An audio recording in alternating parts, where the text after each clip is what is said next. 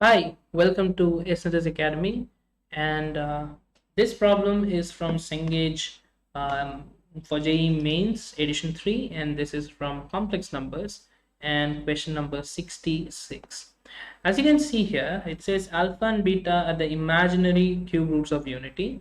Then the value of this is to be found, and cube root of unity, where cube root of unity is omega, when omega cube is 1. There are actually three cube roots, which is 1 minus 1 plus root 3I by 2, the whole divided by 2, by the way, and minus 1 minus root 3I, the whole divided by 2.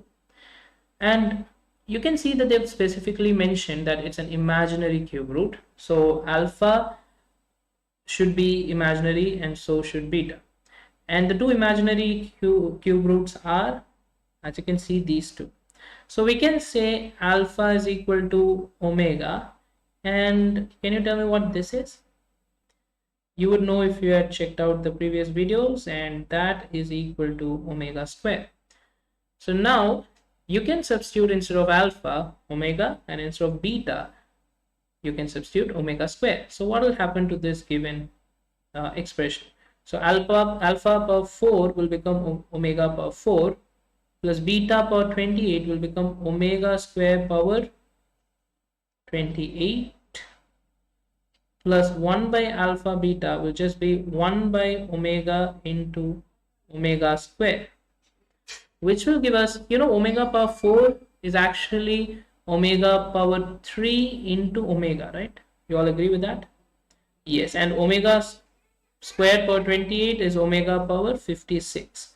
And 1 by omega into omega square can be written as 1 by omega cube. And I know, or we know, that omega cube is 1. So this becomes omega plus. And this can be written as, what is the nearest multiple of 3 that is lesser than 56?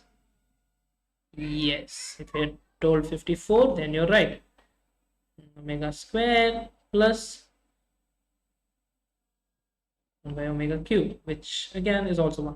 All right, so now omega, and this becomes 1 because omega power any multiple of 3, the value is 1, plus omega square plus 1, and we know that this is equal to 0. So that is the answer for this question.